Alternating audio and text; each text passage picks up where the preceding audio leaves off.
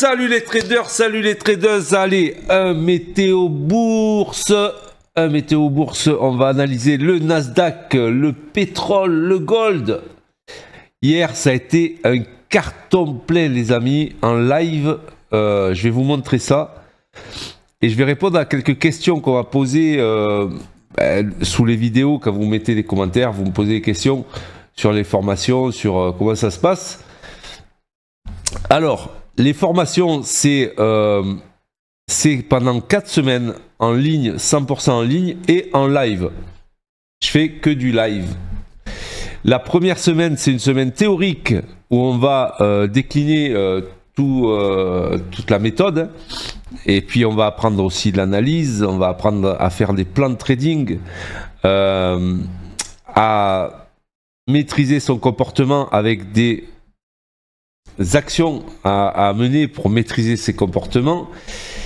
Et du coup, tous les setups, tout ça sont déclinés. Et donc, même pendant la première semaine, je montre mon écran, je trade et je montre au niveau pédagogique. De toute façon, moi, il faut que je trade tous les jours. Donc à chaque fois, je montre. Et à partir de la deuxième semaine, c'est des live trading en suivant, bien sûr, tout ce qu'on a appris pendant la première semaine. Des live trading tous les matins de 8h45 à midi et demi, midi 45, donc ça fait à peu près 4 heures de live, 4 heures de live où on reparle des setups, où je corrige les trades des gens. Donc pendant toute la formation, pendant les 4 semaines de formation, c'est du coaching quasiment individualisé, hein. Et du coaching individualisé, je corrige vos trades. Tout ce qu'on fait, c'est enregistré et vous pouvez le regarder en replay. Parce que si vous travaillez, si vous manquez un jour ou quoi. Voilà. Et après, on m'a posé la question du suivi de formation. Donc le suivi de formation, c'est un abonnement en plus d'1 an. Mais l'avantage, c'est que vous pouvez suivre toutes les sessions de formation qui vont avoir lieu pendant l'année. Ça coûte 490 € à l'année. Hein, c'est pas... Mais par contre, vous avez des lives le matin avec moi et l'après-midi avec Alex. Donc pendant toute la journée, vous avez des lives. Alex qui est plutôt orienté footprint, order flow, etc. Moi, je suis plutôt price action, cycle et tendance. Donc, c'est très complémentaire. Et puis, voilà. Donc, pendant toute l'année, vous avez un suivi de formation, ce qui permet de ne pas lâcher la formation et de ne pas se perdre voilà. Et puis, en plus, vous pouvez bénéficier en illimité de toutes les sessions de formation que vous avez, toute la semaine de théorie, vous pouvez la refaire. Et ça, je sais que ça plaît, parce que quand on est sorti un peu des rails, on se remet dans la semaine des théoriques, et donc on peut assister à volonté, et du coup on se remet dans les rails des process, puisque c'est très très process. Donc hier, je vais vous montrer les résultats du live. Le matin, je prends mes marques, donc à 8h45 avant l'open. Avant l'open, donc j'ai fait déjà un premier trade. Rappelez-vous le plan. Le plan, et c'était haussier, enfin, au-dessus de l'open, en tout cas, on était à l'achat. Donc moi, j'ai suivi le plan, hein. J'ai suivi le plan et puis voilà. Après, si ça se passe pas comme prévu, de toute façon, on a des plans B. Bon voilà. Alors, vous voyez que à gauche, j'ai un compte top step. Donc celui-là de compte, il est, vous voyez, alors c'était à 10 h, vous voyez, c'était à 10 h. Celui-là de compte, il est à 8700 de gain. À 8700 de gain. Et là, j'ai fait un bénéfice de de 690 sur... voilà, j'ai fait un beau bénéf hier sur Top Step et pareil sur Apex. Et ça, c'était le trade du matin. Et le du matin à 10h, je veux dire, à 10h.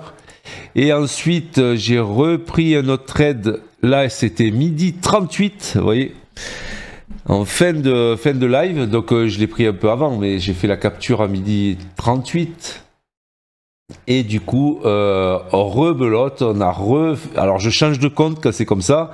De toute façon, quand j'ai atteint mes objectifs sur les 2 premiers comptes que vous avez vus, hop, je les switch et je prends d'autres comptes sur mes comptes PA, Apex et mes comptes Top Step. Et vous voyez que celui-là, le compte Top Step, ça c'est mon 5e compte, il est à 2000 de gain, donc c'était pas le même.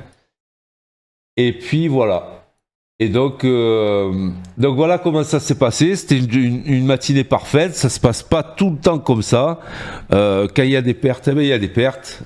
Ça fait partie du trading, hein. De toute façon, quand il y a des pertes, il le voit, mais quand il y a des gains, il le voit aussi. Et là, en ce moment, il y a beaucoup de gains.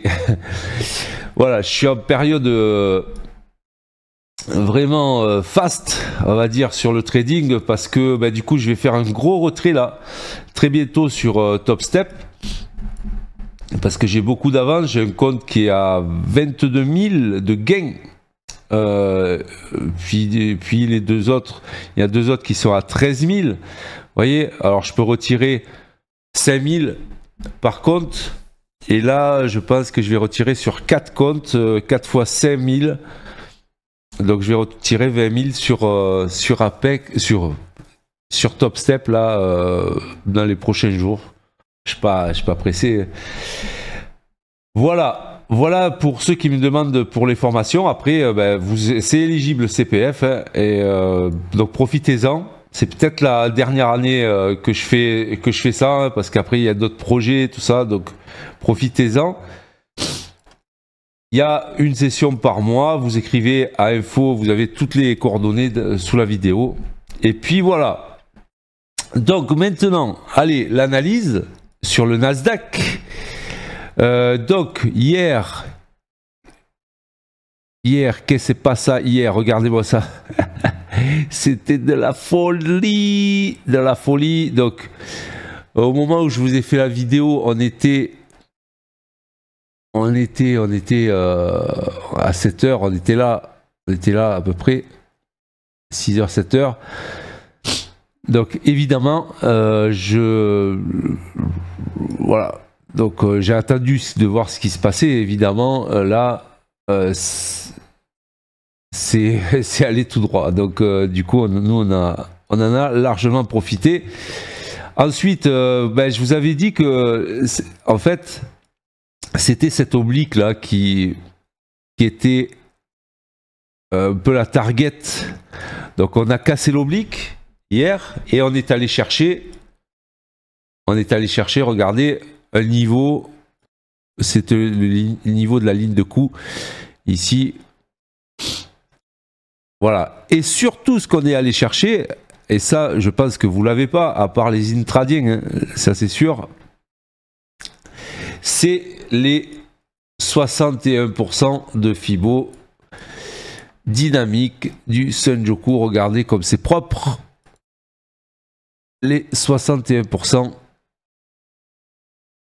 de Fibo. Et voilà. Et donc c'est pour ça que là, attention, parce que ça a l'air d'être un pullback sur cette oblique, hein, vous voyez, en daily. Alors je l'ai mal marqué, mais ça a l'air d'être un pullback, donc la logique ferait que on casse. Mais en fait, en réalité, on est sur une jambe de baisse, une autre jambe de baisse, et puis un repli, et puis on peut avoir une autre jambe de baisse. Moi, ça, je l'écarte pas, en fait, en vérité. Là, la bougie, pour l'instant, à 7h30, elle est rouge. On va voir ce qui se passe à 9h, mais si on commence à réintégrer cette oblique et des niveaux un peu clés, Bon, ben là, on peut être parti pour un scénario plutôt baissier pour aller chercher les plus bas. Voilà, moi, ce que je pense de. Oui, on est allé chercher des niveaux, on est allé combler des niveaux, d'ailleurs. Maintenant, c'est pas impossible aussi que ça soit un pullback, donc je m'attends aussi à un pullback. Donc si c'est ce scénario, ben, du coup, c'est l'open de la journée qui va me servir de repère. Donc si la bougie daily passe verte, ben ok, le pullback aura fonctionné, vous voyez, donc c'est pas compliqué, hein. L'open est là, l'open de la nuit asiatique. L'oblique est ici, donc ben, pour l'instant, au pire, on est dans un range, donc on va peut-être faire du ping-pong pendant la matinée. Quand on a des très grosses journées la veille, c'est pas fou de se dire que le lendemain, on consolide et on a un range, donc je m'attends à un range avec une borne basse à 21 650 et une borne haute à 21 800. Et si jamais dans l'après-midi ça casse le range, ben on aura nos targets, une à 22 000 si ça casse par le haut. Et puis après, ben, ça peut descendre très bas en vérité si jamais ça casse par le bas. Voilà. Donc deux scénarios possibles. On trace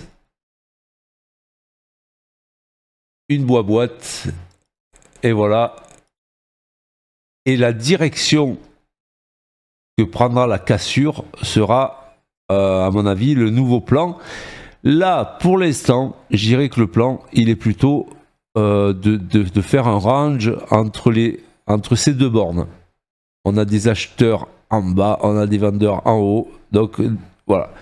Voilà, ça c'est mon scénario pour ce matin sur les indices, parce que ça va être pareil sur les autres. Et puis voilà.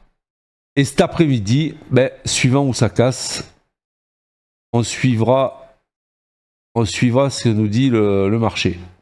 Alors c'est sûr, c'est tentant de se dire ça va aller aux 22 000. Hein. Vous voyez, les 22 000 sont juste là. Mais on ne sait jamais. Hein. On ne sait jamais. Allez, le gold.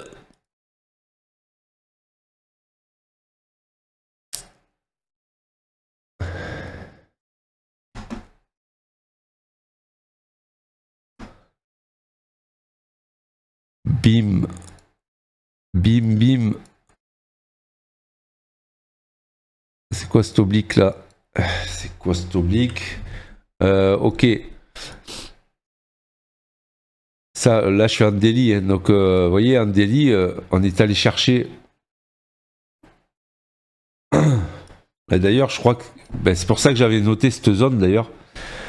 J'ai pas du tout regardé le gold après mon analyse, mais vous voyez, c'est aller taper la zone du bas. On est allé chercher la zone du bas avant de revenir sur les hauts. Donc il y avait un beau trade à prendre, à mon avis.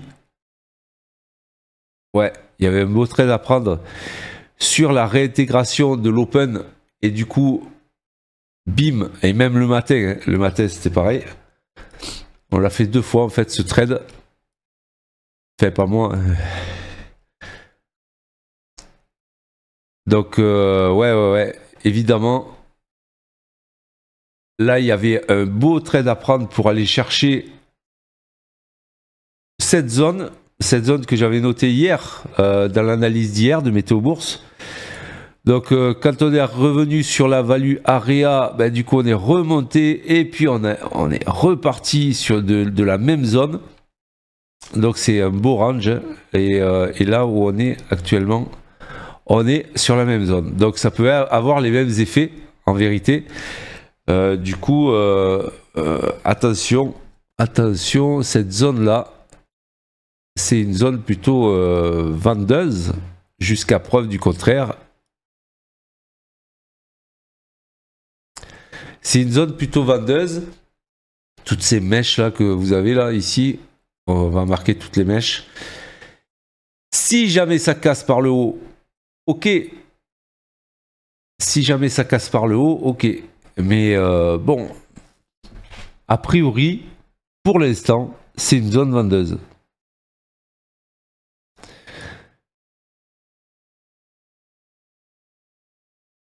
A priori, pour l'instant, c'est une zone vendeuse. Donc, on va voir s'ils vont chercher ces niveaux. Et après, moi, je m'attends.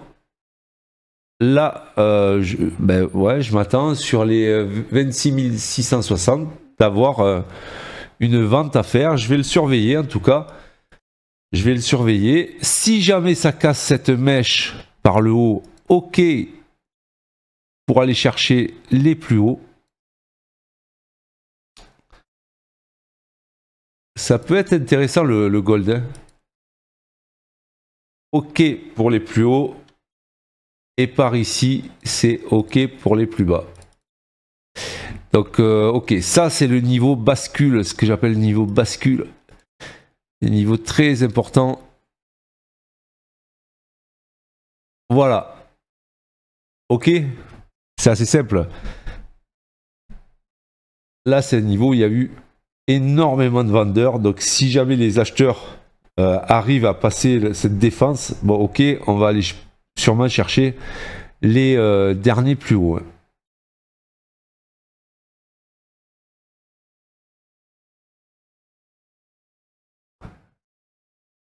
Voilà, et on voit qu'en daily, on a quand même...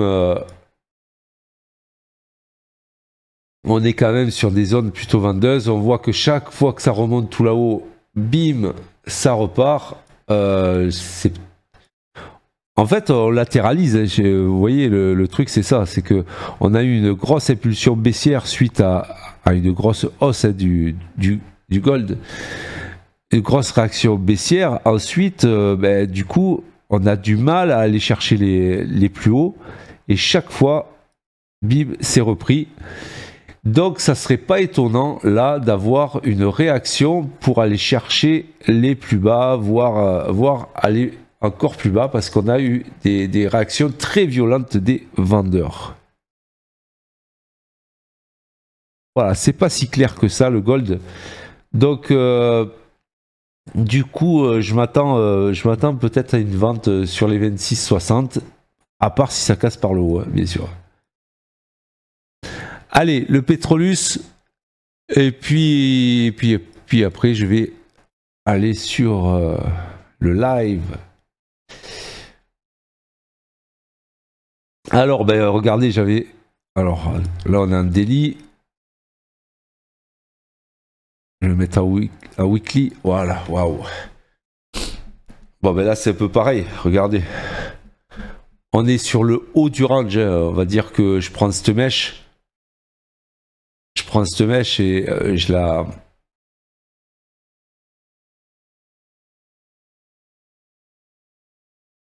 Alors, attendez, donc... Voilà, je prends cette mèche et je la note. Donc, on a eu une bougie hyper violente donc hier. Hyper violente.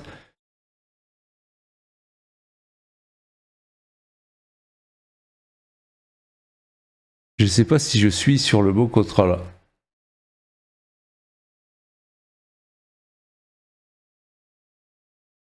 Normalement, oui.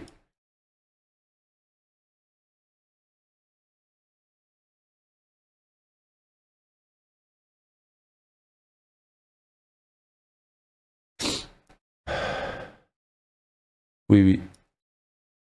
Je suis sur un beau contrat. C'est pareil, le gold, le pétrole. Je dirais que là, on est allé chercher des hauts, mais là, on est plutôt sur des niveaux de vente. Hein. Alors, on est allé là, regardez, on est venu combler un gap ici.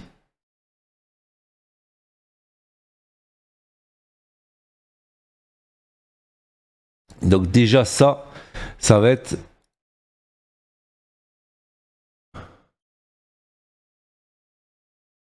Ça va être déjà un premier niveau. Un premier niveau à passer. Donc les 74, on a une belle impulsion. Hein, une belle impulsion qui a cassé le petit range qu'on avait depuis déjà des semaines et des semaines. Donc on peut se dire, ouais, ça y est, ils ont fait la diff, les acheteurs, mais on arrive sur des niveaux de vente, hein, quand même, sur des niveaux qui ont hyper réagi. Quand on regarde l'historique, à chaque fois qu'on est venu vers cette zone, en tout cas, ça a réagi. Donc moi, ce que je m'attends, c'est un peu comme le gold, sur ces niveaux-là, et on pourrait même étendre cette zone à tout ça, hein. C'est-à-dire qu'il y a encore du potentiel à l'achat, mais je m'attends à un retournement dans cette zone haute, en fait, du pétrole. Donc on va voir ce qui va se passer. Pour l'instant, c'est pas clair. Regardez, en 4 heures, on a une belle bougie d'attaque vendeuse. On est sur un flux, on est sur l'open. Donc tout va se jouer dans les prochaines heures, hein, en fait. Et il faut surveiller ce petit range, à mon avis, pour être plus sûr. Ce petit range avec cette mèche là. Voilà. Et à voir par où ça va sortir pour avoir sa direction. Mais bon, voilà, là, ça fait, on a eu une très très belle impulsion. On est sur une zone vendeuse. Ça a très bien réagi. Maintenant, peut-être qu'on va avoir une continuation baissière du pétrole. Voilà, messieurs, dames. J'espère que ça vous a servi. En tout cas, je vais continuer les analyses du matin. Et puis, je vous dis à demain. Allez, salut, je me prépare pour aller sur le live. Ciao, ciao. J'allais oublier. Et surtout, mettez des stops.